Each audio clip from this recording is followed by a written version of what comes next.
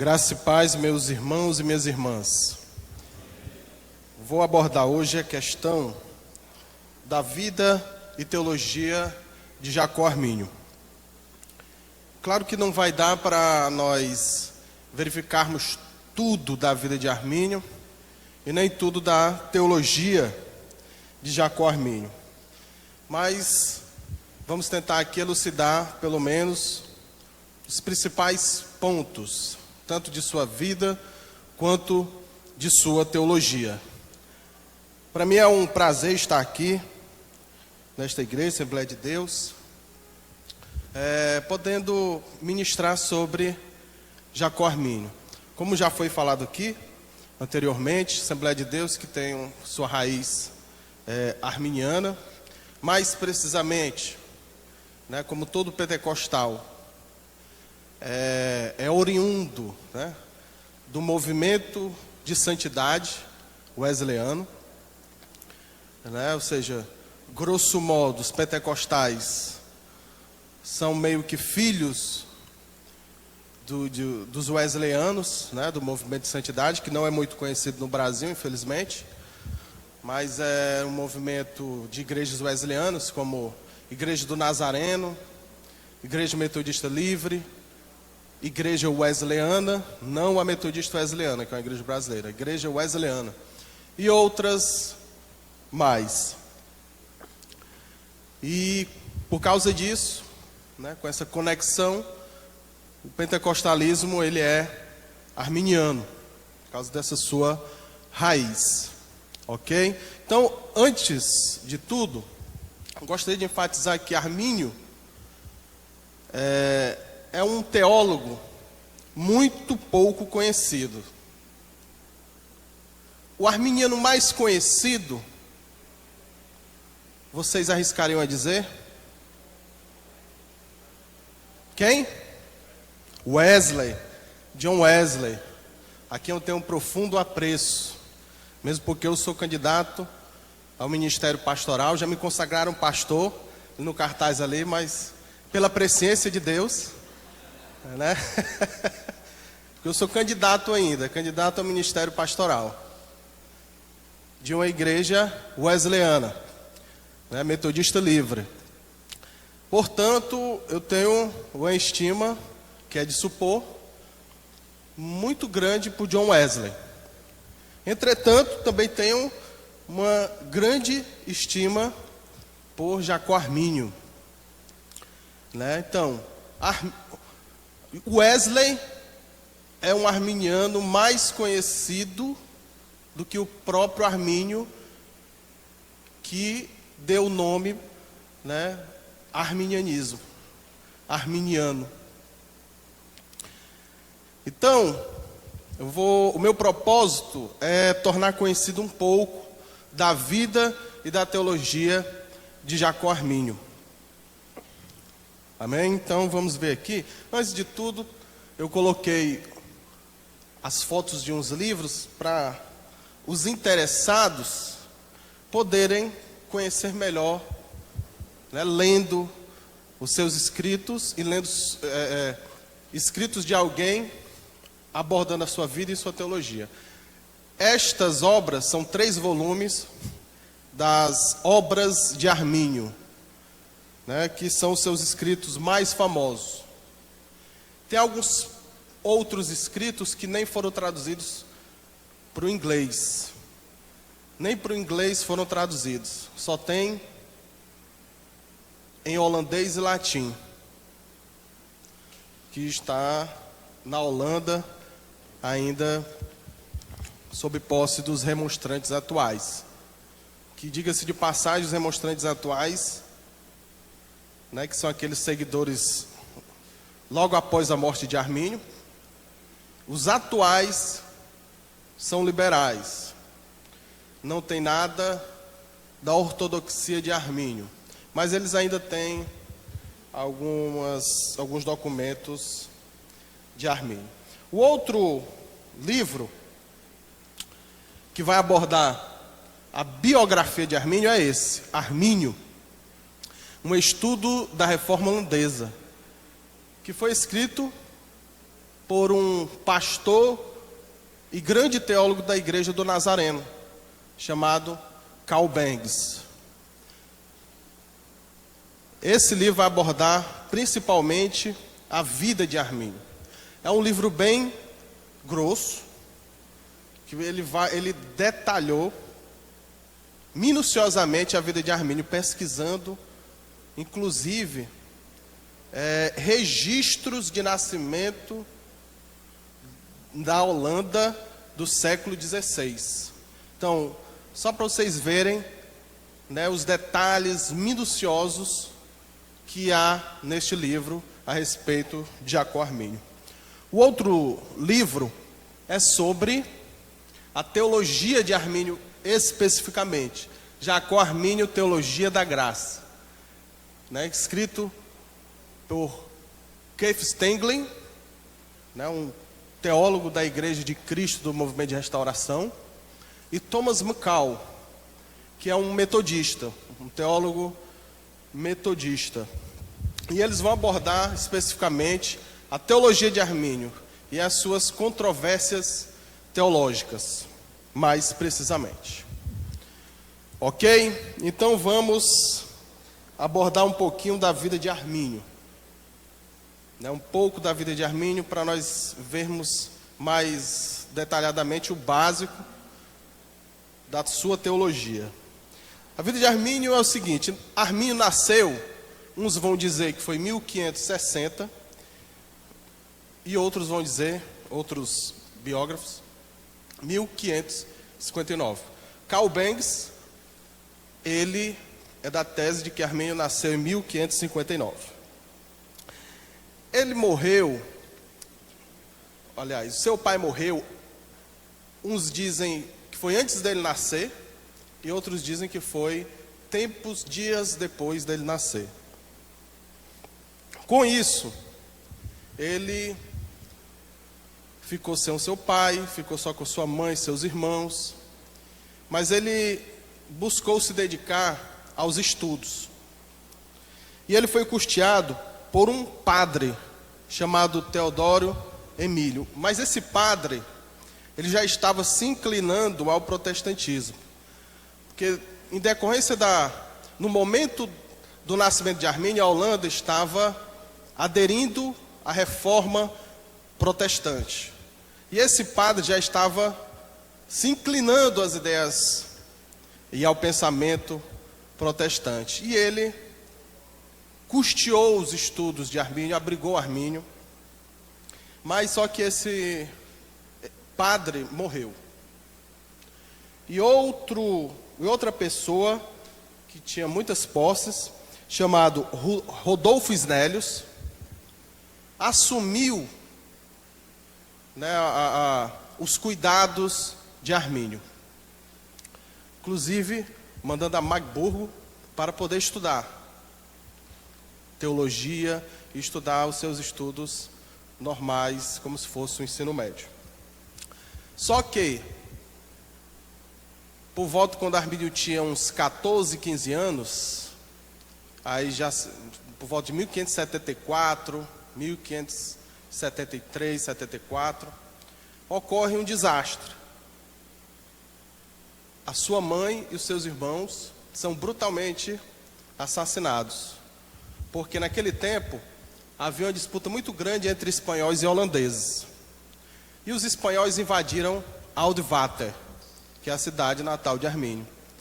E essa história é muito conhecida secularmente, chamado o Massacre de Oudwater. Os espanhóis chegaram na cidade e praticamente dizimou os habitantes da cidade. E a sua mãe e os seus irmãos, como estavam lá, morreram brutalmente assassinados. Os espanhóis não dispensaram nem os católicos da cidade de Oudwater, porque os espanhóis, eles eram católicos, e inclusive eles estupraram e mataram freiras católicas, ou seja, eles foram totalmente sanguinários e praticamente dizimaram os habitantes desta cidade holandesa, Aldvater. Armínio, quando soube desse massacre, ele foi visitar a sua cidade na esperança de poder encontrar a sua mãe e os seus irmãos. Só que ele chegou lá e não encontrou a sua família. E ele ficou muito desolado. Muitos biógrafos dizem, devido a depoimentos que encontraram de amigos de Armínio, que Armínio voltou de Aldvater para Magburgo a pé, desolado, né?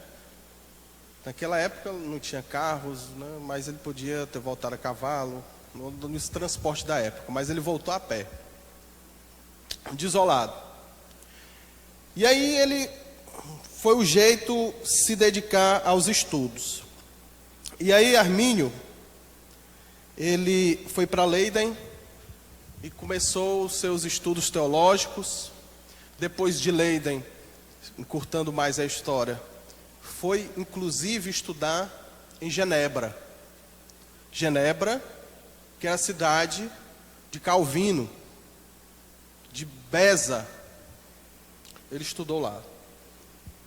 Ele teve um problema em Genebra, mas não foi por causa da questão da predestinação, da eleição. Teve um problema por causa de um ramo da filosofia.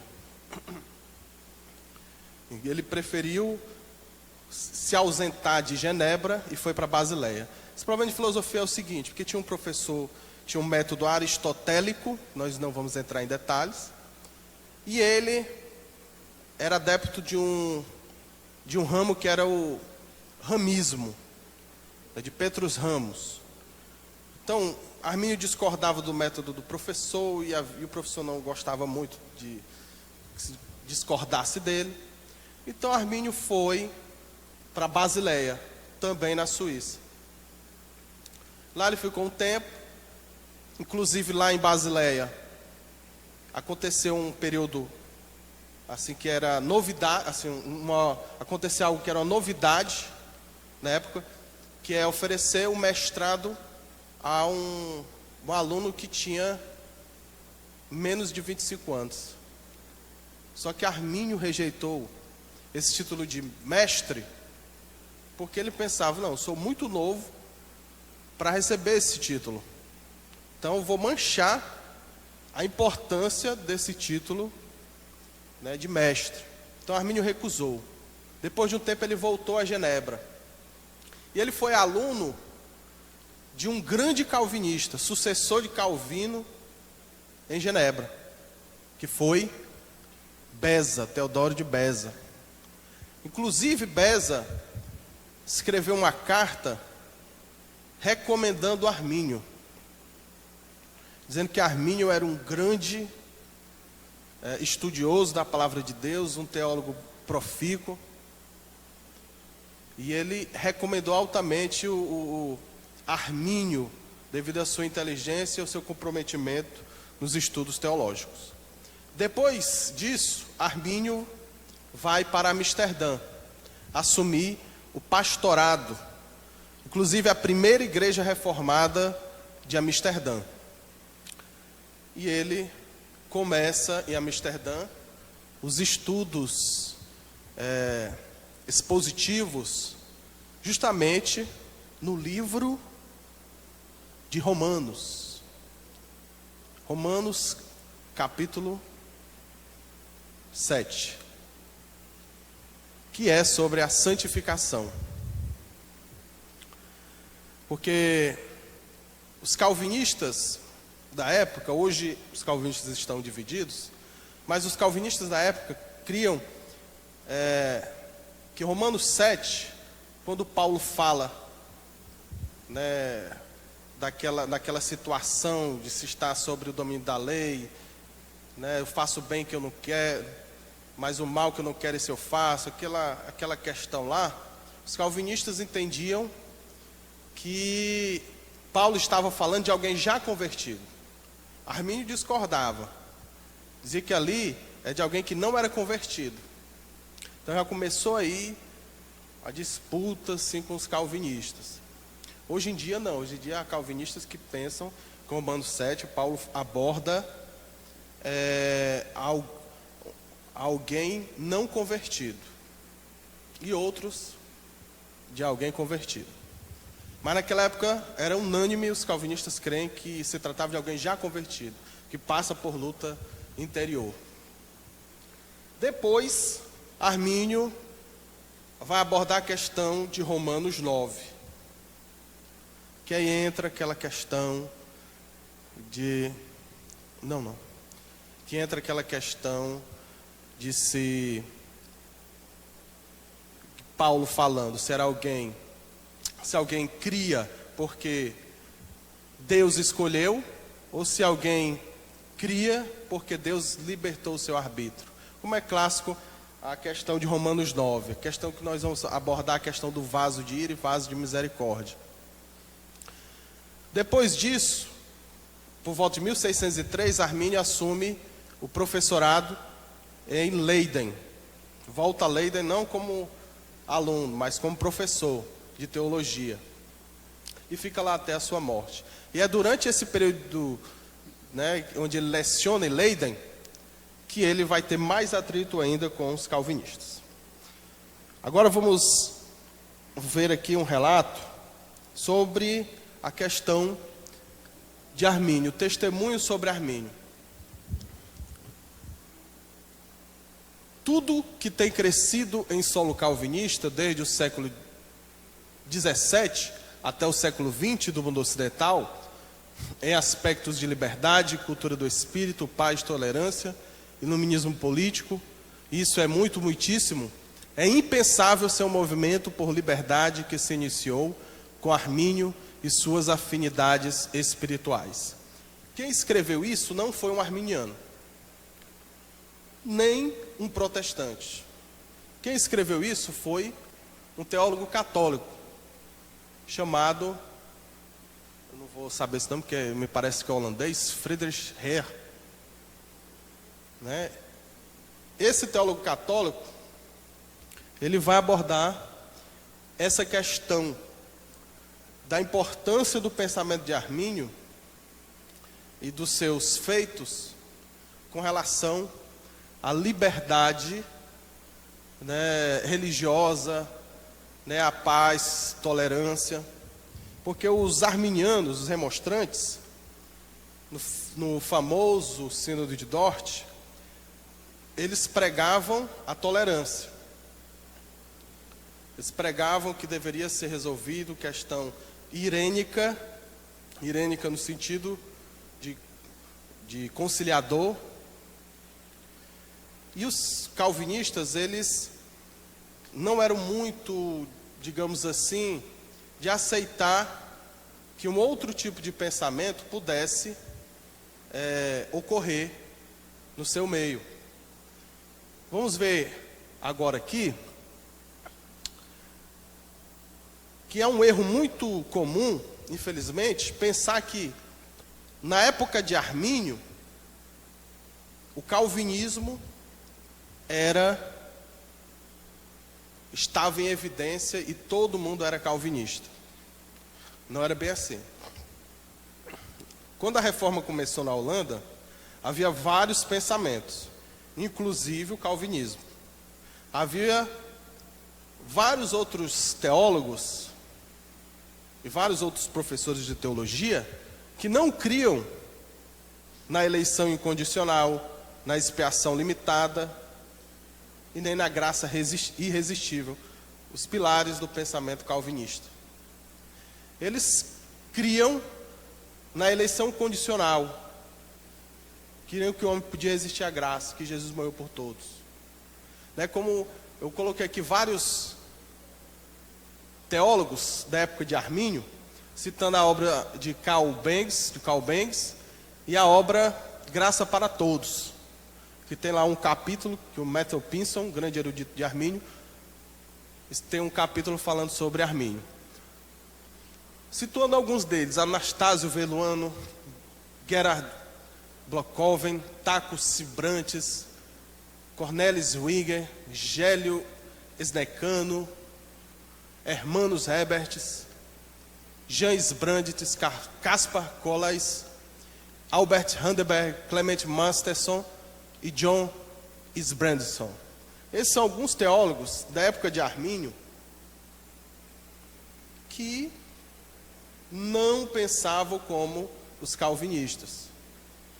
Então é um erro que infelizmente é comum pensar que na época de Armínio todo mundo era calvinista.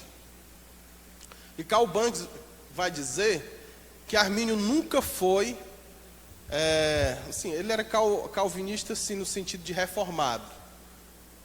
O pastor Daniel falou que na palestra passada, né, os calvinistas se apropriaram do termo reformado. Armínio era um reformado, mas ele não pensava como os calvinistas na questão soteriológica.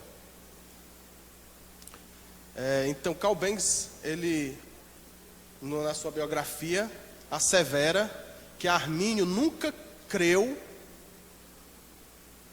soteriologicamente como os calvinistas, ou seja, nunca creu na expiação limitada, nem na graça irresistível e nem na eleição incondicional.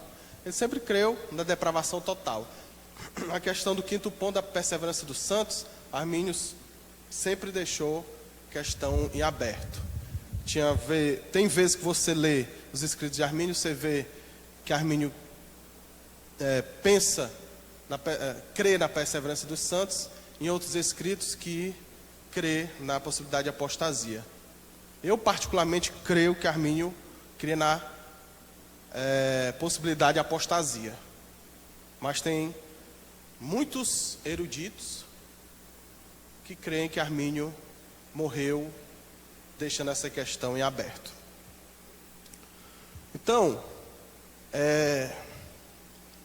passada essa questão de que Armínio foi um teólogo inovador na igreja da Holanda, na igreja reformada da Holanda, salientando o seguinte, que o calvinismo, o pensamento teológico se tornou unânime praticamente depois do Sínodo de Dort. Aí sim, a igreja holandesa, em sua maioria absoluta, se tornou calvinista. Os remonstrantes ficaram restritos ao seu seminário remonstrante, Instituto Remonstrante, e não cresceram muito. Infelizmente, adotaram, depois da segunda ou terceira geração de remonstrantes, adotaram teologia distoante da ortodoxia, ou seja, se tornaram liberais. Inclusive, como já falei, até hoje, nos dias atuais. Então, Armínio, vamos começar agora a questão teológica. Armínio não enfatizava o livre-arbítrio. Armínio, ele enfatizava a supremacia de Cristo quanto à justiça de Deus, a justiça divina. Nessa citação aqui, que Pinson faz, ele diz, Stuart Clark, na sua obra The Ground of Election, e William Demboy, em God's Truth Love, estão corretos quando argumentam que a satisfação de Cristo, da justiça divina, é a força motriz por trás da doutrina da predestinação de Armínio, não o livre-arbítrio. Então Armínio, ele sempre deixava claro que o livre-arbítrio do homem está preso, destruído, que o homem não consegue se voltar a Cristo sem ser pela graça preveniente de Deus. Então, infelizmente, o que se tem da ideia sobre arminianismo, sobre Armínio, vamos abordar especificamente Armínio nesta palestra, é que Armínio cria que o homem se voltava para Cristo independente da graça de Deus. Inclusive, meus irmãos, eu acredito aqui que muitos conhecem a obra Cristianismo através dos séculos, do escritor chamado Earl Cairns. Esse livro muito conhecido pela Vida Nova. O interessante é o seguinte, por isso que muitas vezes nós temos que conferir a citação de quem quer que seja. né? Inclusive de um grande historiador, que foi o Erwin Keynes, e qualquer outro. Erwin Keynes cita Armínio, ainda coloca a fonte das obras de Armínio, para dizer que Armínio cria que o homem se volta para Deus sem a graça preveniente, sem graça nenhuma. Ele mesmo escolhe a Cristo. E ainda cita as obras de Armínio.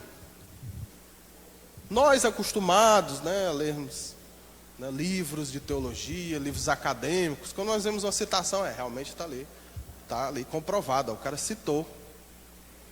Mas na verdade, se você for ver a citação de Keynes nas obras de Armínio, está totalmente o contrário do que Keynes cita. O Keynes cita. Então,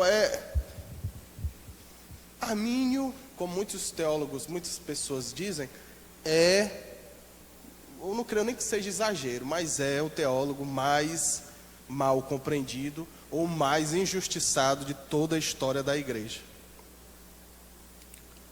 Né? Porque chega-se até esse ponto. Nós vamos ver uma coisa pior no final da palestra. Não sei nem chega a ser pior não, mas tem um quanto. Então Armínio, ele cria nas confissões reformadas. O Catecismo de Heidelberg cria na confissão belga. Ele disse, eu nunca preguei nada contra essas confissões. Que essas confissões eram as confissões que todo pastor deveria confessar na igreja reformada da Holanda. Armínio disse que nunca pregou contra essas confissões. As confissões de Heidelberg e belga, elas não fecham, elas dão uma interpretação que pode ser dúbia, tanto para a eleição condicional e incondicional, graça irresistível e irresistível. Igualmente, os 39 artigos da Igreja da Inglaterra também tem isso. A que é mais explícita é a Confissão de Fé de Westminster, que foi depois da morte de Armínio, foi elaborada na Inglaterra. Mas a confissão belga, o Catecismo de Heidelberg, deixava essa dubiedade, e Armínio, por isso que Armínio confessava, disse que nunca negou essas confissões. E Armínio elogiava Calvino. Armínio elogiava os escritos de Calvino e recomendava todos os seus escritos, mais até do que os pais da igreja. Calvinistas gostam muito disso. Eu, inclusive, vejo que eles escrevem isso com prazer, né? Assim, quando bota-se na internet, olha, Armínio recomendava Calvino. Por que você ainda é arminiano, seja calvinista? Né? Mas Calvino foi um grande teólogo. Ninguém deve negar.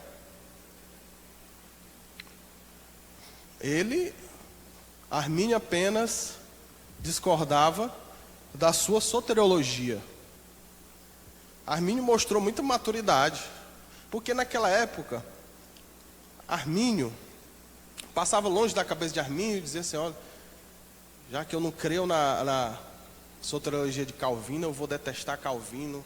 Não, ele teve muita maturidade de recomendar os seus escritos, apenas discordava da questão soteriológica. Calvino recomendava Agostinho. Calvino chegou ao ponto de dizer que tudo que Agostinho escreveu, ele assina como se fosse ele que escrevesse. Né? Aí, de uma forma exagerada nossa, de birra arminiana, nós podemos dizer, então Calvino teria que crer, já que escreveu que assinava tudo que Agostinho escreveu, então Calvino cria na intercessão dos santos, Calvino cria na intercessão de Maria, Calvino cria no purgatório, Calvino cria canonicidade dos livros apócrifos que a Igreja Católica crê, então Agostinho teria que crer, ou então Calvino teria que crer, enfim, em mais outras coisas católicas, só porque Calvino disse que tudo que Agostinho escreveu ele assinaria embaixo e consideraria como se ele mesmo tivesse escrito, porque tem isso, Calvino registrou isso. Né? Então, dizer que Armínio, se gabar que Armínio recomendava Calvino, né, não é algo muito, digamos assim, que se deva levar em consideração, em conta para dizer, né, que deve-se deixar o arminianismo e ir para o calvinismo. Como, infelizmente, eu vejo na internet alguns irmãos calvinistas dizerem isso. Ok?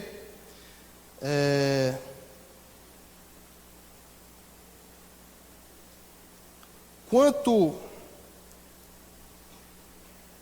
à questão da eleição, Armínio cria que Deus reconhece alguém como seu em Cristo e apontava para o calvinismo sem essa relação com Cristo, mas em Cristo como sendo um meio para efetivar o decreto da eleição.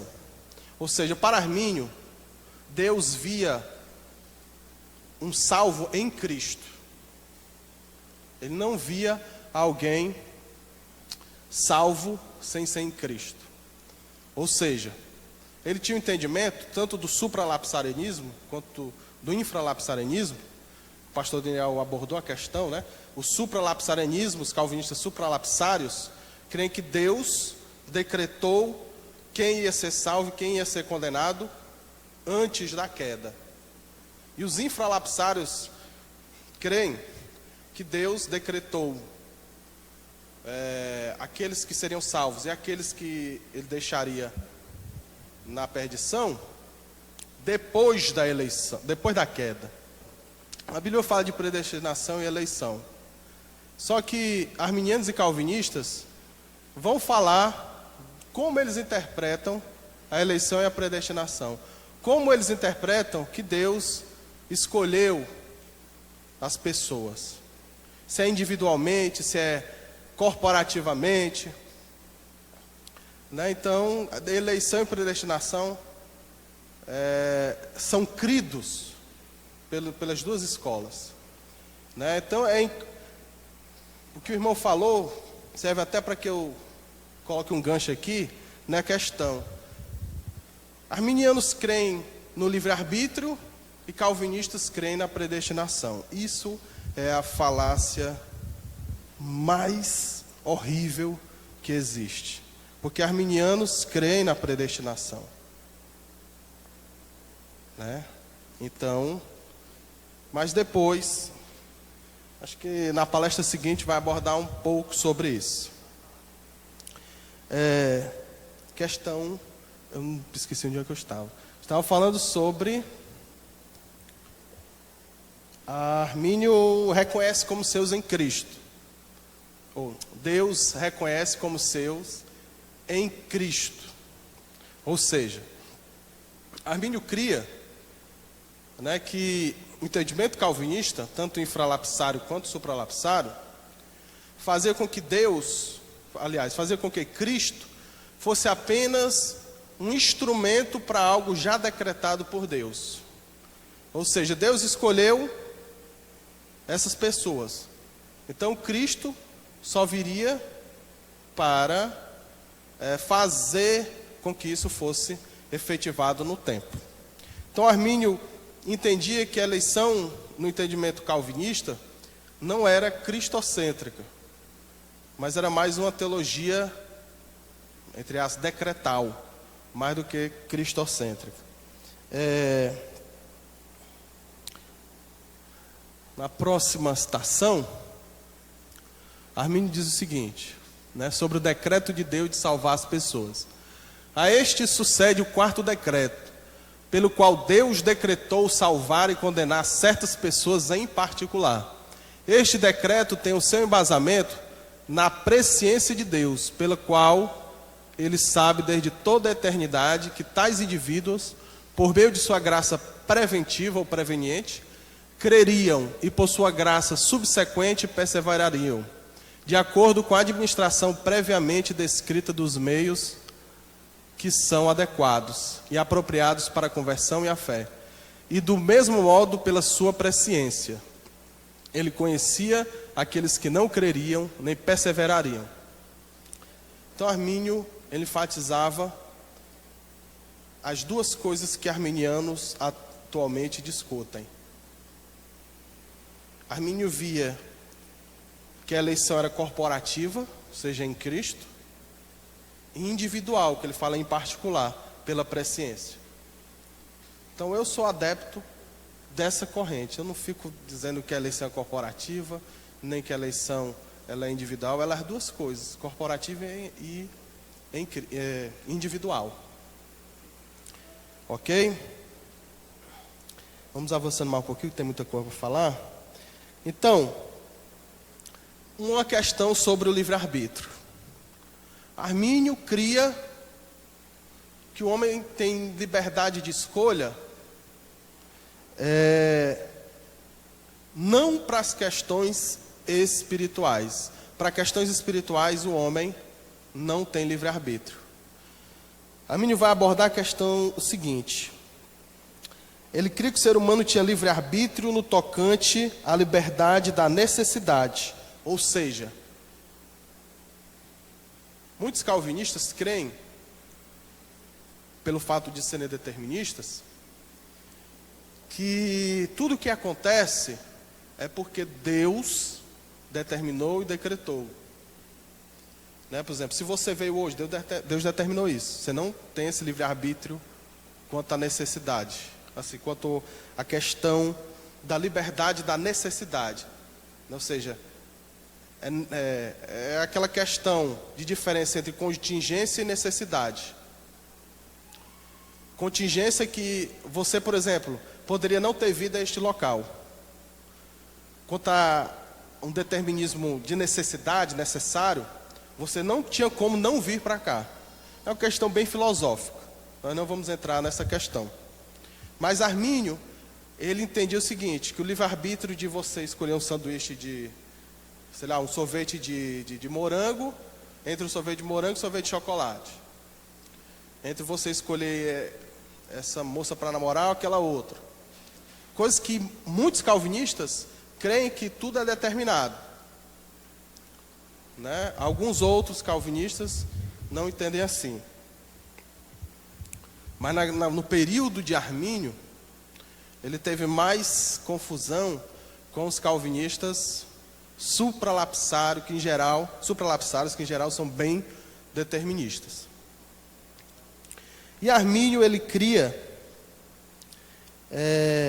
quanto ao livre-arbítrio, ele acreditava na escravidão da vontade.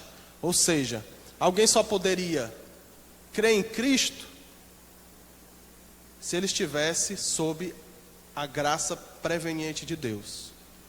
Então, sem a graça de Deus, o ser humano não tem como crer, só com a graça de Deus. Então, Armínio, ele foi muito enfático quanto a isso. Quanto aos vasos de ira, Armínio cria que os seres humanos fazem de si mesmos vasos de ira. Né? Armínio vai estar principalmente Jeremias 18, 1 Tessalonicenses 4:4, quando fala de vasos, né, que muitos calvinistas entendem Romanos 9, a questão dos vasos, né, que Deus preparou para ser condenado, não.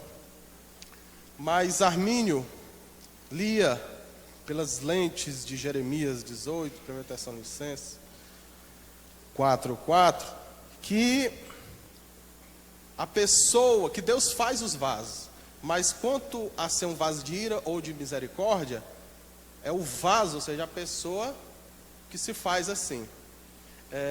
Vamos ver aqui. O homem faz de si mesmo um vaso ruim ou pecador. Deus decreta fazer do homem, de acordo com as condições que lhe são aprazíveis, um vaso de ira ou de misericórdia.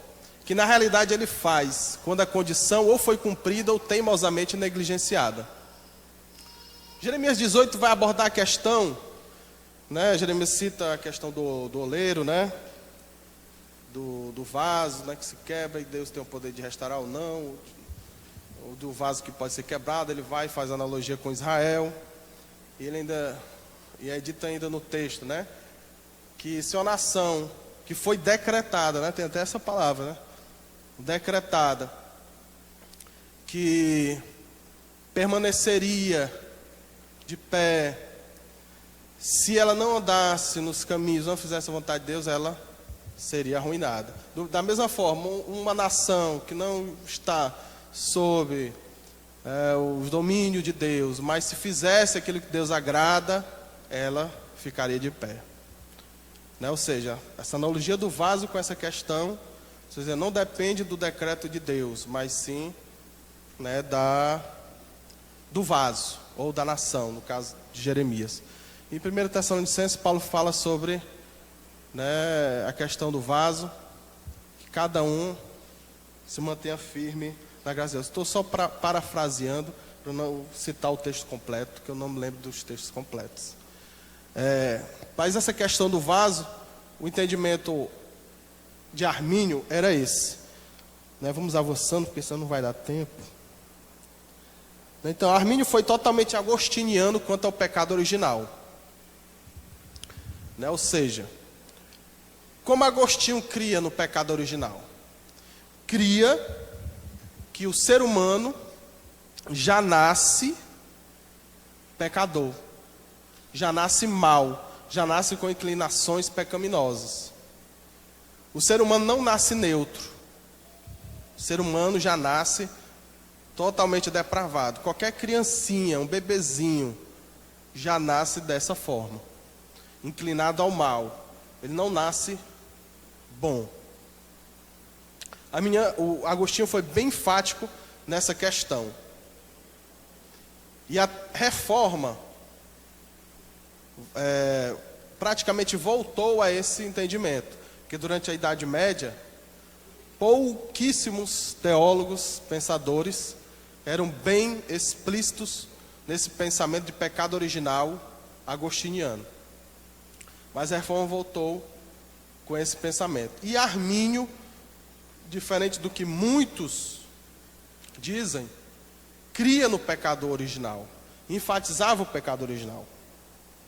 Né, temos a citação aqui.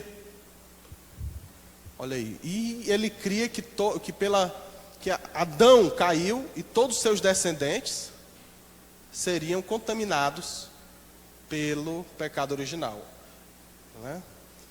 Ele diz o seguinte: todos os homens que iriam ser propagados desde Adão e Eva, de maneira natural, se tornaram passivos de morte temporal e morte eterna, e desprovidos deste dom do Espírito Santo ou justiça original.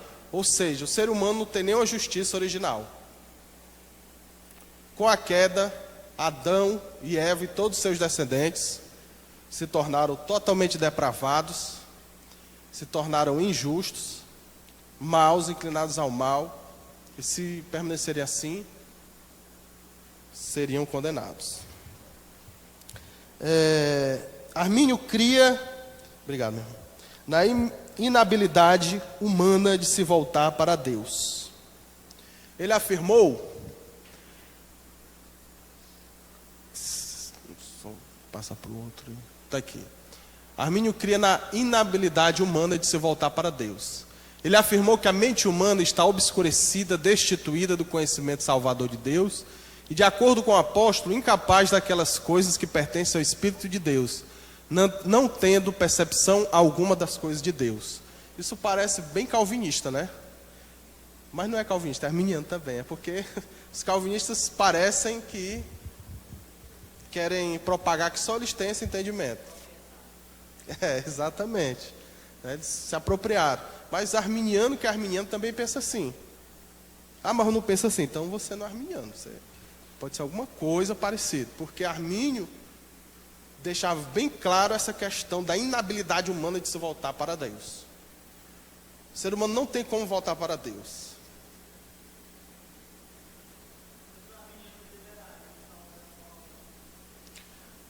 Arminiano liberal é um oxímoro. É a mesma coisa de homem grávido, né? Não casa, né?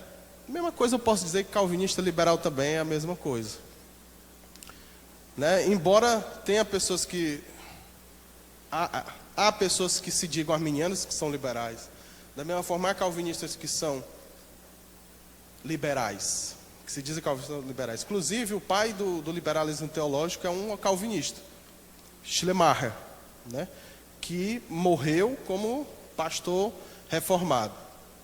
Mas isso não quer dizer que só calvinistas sejam liberais por causa disso. Não, tem muitos de tradição arminiana que são liberais. Inclusive o meu meio, o metodista, tem muitos liberais. E eu brigo muito feio por causa disso, né? Porque Wesley se reviraria no túmulo ao ver muitos metodistas, inclusive brasileiros, né, indo agora não, já desde o final do século XIX, já caminhando nesse meio, né, liberal, que é a tragédia da igreja, tragédia do cristianismo. Então, Armínio cria na inabilidade humana de se voltar para Deus. Só pela graça de Deus é que o homem se volta para Deus. A única diferença é que o Armínio pensava que o homem resistia à graça de Deus. No calvinismo não. Se a graça de Deus vai para uma pessoa, é irresistível. Então vamos avançando aqui, que tem 15 minutos.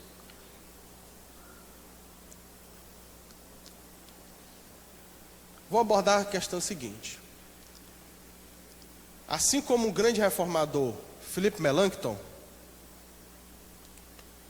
Armínio cria, essa é uma questão que vai causar uma certa polêmica entre estudiosos de Armínio, que é a questão do monergismo e sinergismo.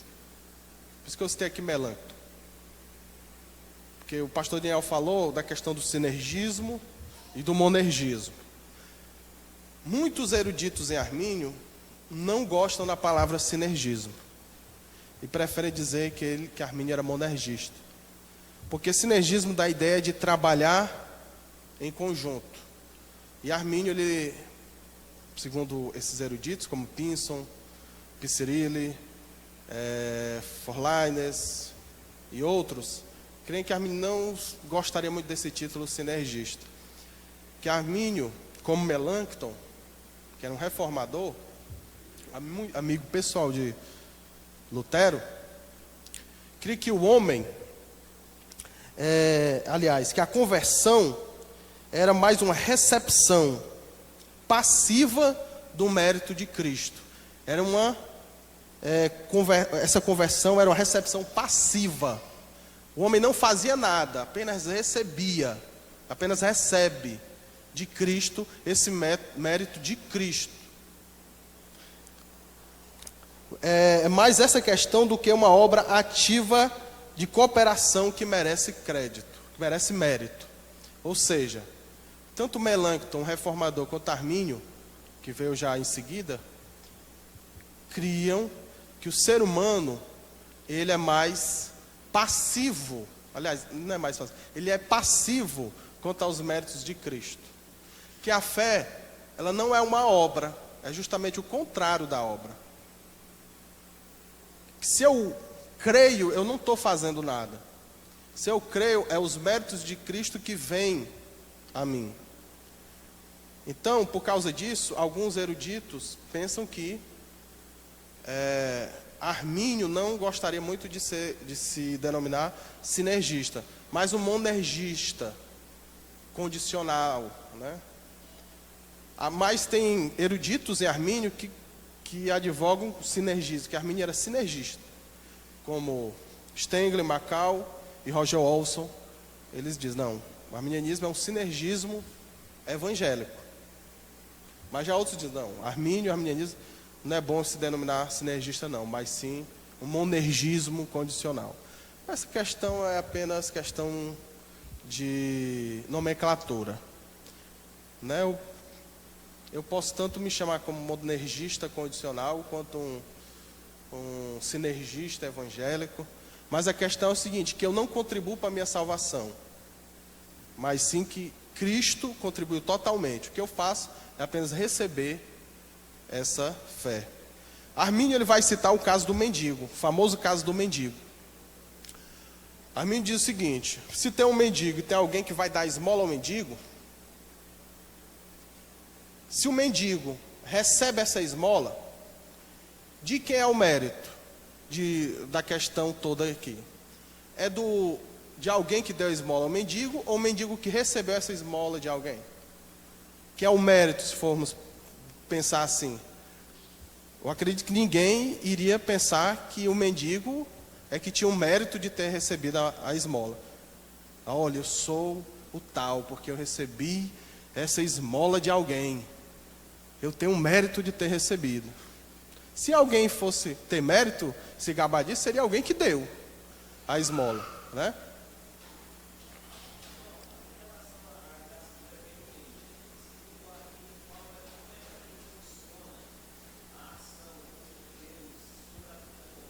Através da pregação da palavra. Pregação da palavra. Aí que entra a diferença dos wesleyanos, de Wesley, que é a graça preveniente aborda todas as pessoas. E a palavra de Deus é que intensifica mais ainda. Mas isso é outra questão pormenorizada entre arminianos clássicos e armínio wesleyanos. Então vamos avançando mais um pouquinho. Eu ia falar de outras coisas, mas não vai dar tempo. Eu queria só enfatizar duas coisas que está acontecendo, né, que vem acontecendo ultimamente. Que a questão é, até 2, 3 anos atrás, alguns calvinistas mais belicosos diziam que Armínio era pelagiano. Armínio era pelagiano. Né? Então, isso aqui está até nos escritos de Armínio. Só que depois que as obras de Armínio foram publicadas, aí eles estão dizendo o contrário. Armínio morreu como calvinista. É uma indecisão muito grande, porque até 2 anos atrás Armínio era pelagiano. E hoje Armínio é calvinista. Inclusive tem um senhor, pastor de uma igreja batista calvinista em São Paulo, muito midiático, gosta muito de debater no programa televisivo de debate, que ele gosta de gritar, ele fala assim, e que ele diz que Armínio citou uma parte lá das works de Armínio, das obras de Armínio, e tacou o pé, ele e o seu discípulo, outro pastor também da igreja dele, batista calvinista, que Armínio morreu calvinista e que cria na eleição incondicional. E que Armínio cria em todos os pontos do calvinismo, na soteriologia, porque ele citou uma parte lá, porque se nós formos citar só uma parte, nós podemos fazer o que quisermos da Bíblia, até dizer que não existe nem Deus. Né? Mas é a mesma coisa de você mostrar aquele velho ditado, né? Assim, né? Do padre rezar a missa, né? Porque vou tentar mostrar que Armínio cria nos pontos arminianos. Que tem que mostrar isso, mas por causa disso, vamos lá. Depravação total, rapidez. Não vai, próximo. Pronto. Citações de Armínio. São citações que são muito claras. E tem mais, é porque só deu para colocar um de cada. Mas sem o estado de descuido e pecado, o homem não é capaz de pensar, nem querer fazer por si mesmo o que é realmente bom, pois é necessário que ele seja regenerado e renovado em seu intelecto, afeições e desejos, e em todos os seus poderes, por Deus, em Cristo, por intermédio do Santo Espírito, para que possa ser corretamente qualificado para entender, estimar, considerar, desejar e fazer aquilo que realmente seja bom. quando ele é feito participante dessa regeneração e renovação, considero que, estando liberto do pecado, ele é capaz de pensar, de querer e fazer aquilo que é bom, mas ainda não sem a ajuda contínua da graça divina. Ou seja, depravação total, esse primeiro ponto, é a questão, né, de o homem não se voltar para Deus, sem a ajuda da graça divina. A eleição condicional. A este sucede o quarto decreto, que nós já vimos, né? Então vamos avançar. É aquele decreto sobre a presciência de Deus que nós vimos aqui. Salvar em particular. Expiação ilimitada. Armínio vai estar próspero de Aquitânia, né? Ele vai... Próspero de Aquitânia, ele vai citar. Em outra passagem diz: com respeito tanto à magnitude como à potência do preço, e com resposta à única causa geral da humanidade, o sangue de Cristo é a redenção do mundo inteiro. Mas aqueles que passam por esta vida sem a fé em Cristo e sem o sacramento da regeneração, são completamente estranhos à redenção. Pronto, Armínio citou aqui o próximo de Aquitânia, ele vai falar. Esta é a opinião de toda a antiguidade, né? Esta é uma consideração para a qual desejo obter a atenção um pouco mais cuidadosa de muitas pessoas, para que não associem o crime de novidade tão facilmente àquele que diz alguma coisa que elas jamais haviam ouvido, ou que lhes era desconhecida anteriormente. Ou seja, Armínio está dizendo o seguinte: essa questão de que Jesus morreu por todas as pessoas não é novidade. Já era crido desde toda a antiguidade, antes de Agostinho. Agostinho só veio aparecer no século IV e V. Então antes, desde toda a antiguidade, já era unânime toda a igreja crer assim. Quanto à graça resistível, toda controvérsia se reduz a essa questão. A graça de Deus é uma certa força irresistível, ou seja, a controvérsia não se relaciona às ações ou às operações que podem ser atribuídas à graça, pois reconheço e inculco mais dessas ações ou operações do que qualquer homem já o fez, mas se refere apenas ao modo de operação, irresistível ou não. Com relação a este tópico, creio eu, de acordo com as Escrituras, que muitas pessoas resistem ao Espírito Santo e rejeitam a graça que lhes é oferecida. Não vou entrar na questão, como já disse, da perseverança dos santos, né? Porque tem arminianos que creem e tem arminianos que não creem. Mas só nessas citações aí, tem várias outras, né, que depois eu vou até colocar em ordem, né? Que é até cômico, né? Você querer provar que Armínio era arminiano.